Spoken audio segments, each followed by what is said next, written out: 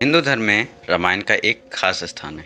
मनुष्य जाति के जीवन और उनके कर्मों का विशेष प्रकार से रामायण में विवरण दिया गया है। आप सबको पता होगा कि रामायण की रचना ऋषि वाल्मीकि द्वारा की गई थी। कहा जाता है कि रामायण की घटना चौथी और पांचवी शताब्दी की है। हम में से अधिकांश लोगों को रामायण की कहानी पता है, लेकिन इस महाकाव्य से जुड़े कुछ ऐसे भी रहस्य हैं जिनके बारे में लोगों को जानकारी नहीं है। तो आज हम आपके सामने रामायण से जुड़े कुछ ऐसे रहस्य को सामने ला रहे हैं जिसके बारे में जानकर आप हैरान हो जाओगे। तो हेलो दोस्तों, क्या हालचाल। मेरा नाम है आकाश और आप देख रहे हो माय फैक्ट्स चैनल पर नए हो तो चैनल को सब्सक्राइब कर बेल आइकन को भी दबा दो ताकि हमारी वीडियोस की नोटिफिकेशन आपको मिले सबसे पहले। तो चलिए स्टार्ट करते हैं आज के इस रहस्यमय वीडियो को एक छोटे से इंट्रो के साथ।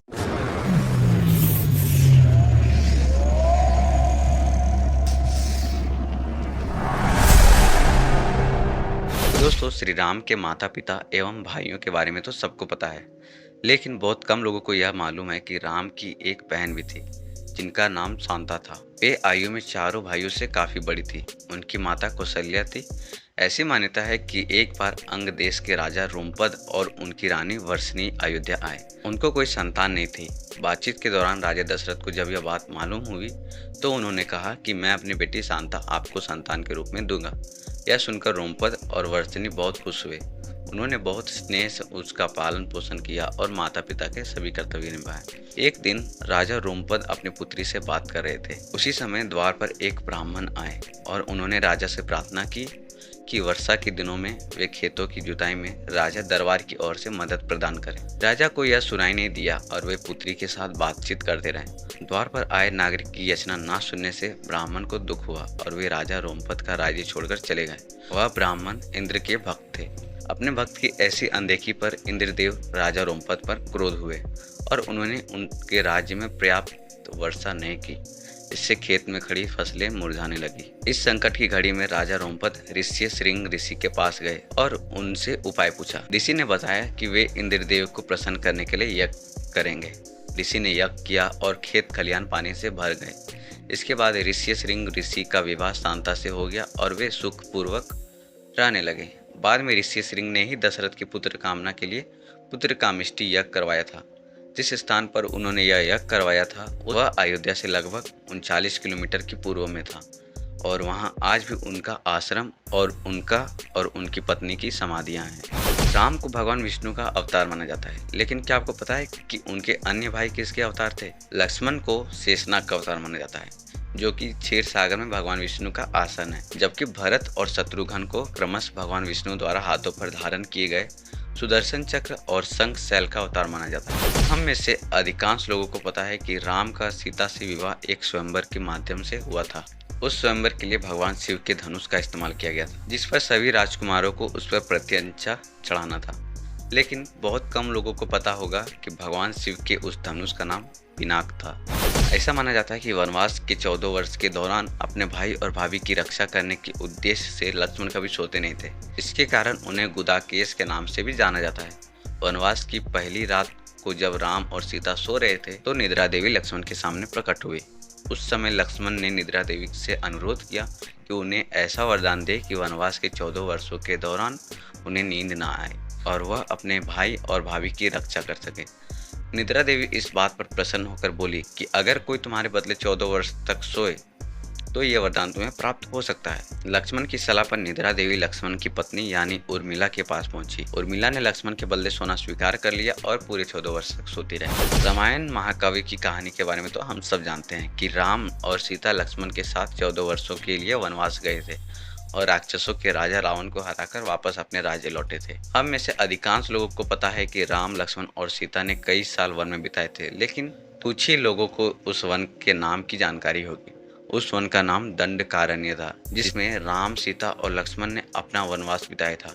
यह वन लगभग 35,600 वर्ग मील में फैला हुआ था, जिसमें वर्तमान छत्तीसगढ़, उड़ीसा, महाराष्ट्र और आंध्र प्रदेश के कुछ हिस्से शामिल थे। उस समय यह वन सबसे भयंकर राक्षसों का घर माना जाता था, इसलिए इसका नाम दंडकारण्य था, जहाँ दंड का अर्थ सजा देना और अरण्य का अर्थ वन है।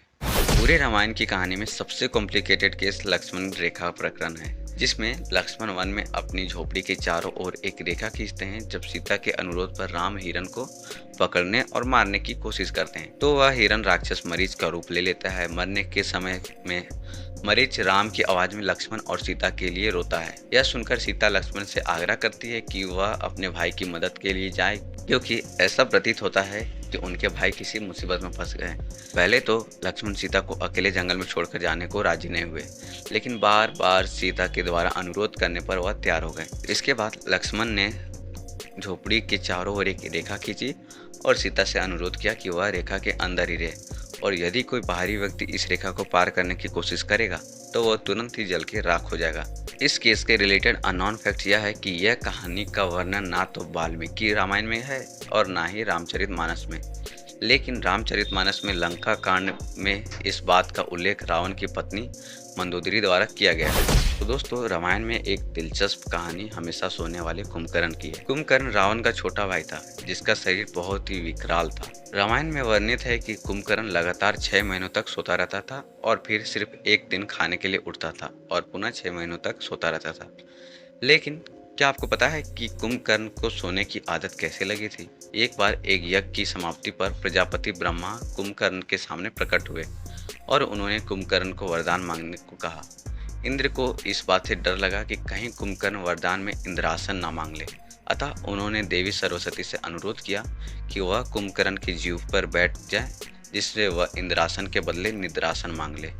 इस प्रकार इंद्र की ईर्ष्या की वजह से कुंभकर्ण को सोने का वरदान प्राप्त हुआ था। दोस्तों, रामायण की पूरी कहानी पढ़ने के बाद हमें यह पता चलता है कि रावण एक क्रूर और सबसे विकराल राक्षस था, जिसे सभी लोग घृणा करते थे। जब रावण के भाइयों ने सीता के अपहरण की वजह से राम के हमले के बारे में सुना तो अपने भाई को आत्मसमर्पण करने की सलाह दी थी। यह सुनकर रावण ने आत्मसमर्पण करने से इनकार कर दिया और राम के हाथों मरकर मोक्ष पाने की इच्छा प्रकट की।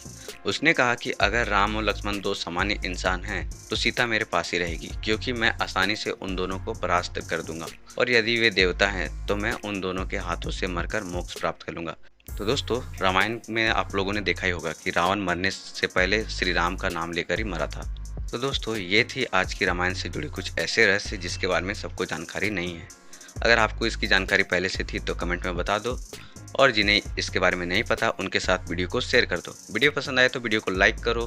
तो आज के इस वीडियो में इतना ही। बाकी मिलते हैं ऐसे नए जोश, नए उमंग और एक नए वीडियो के साथ। तब तक के लिए bye bye, take care, see you, जय हिंद, थैंक्स फॉर वॉचिंग।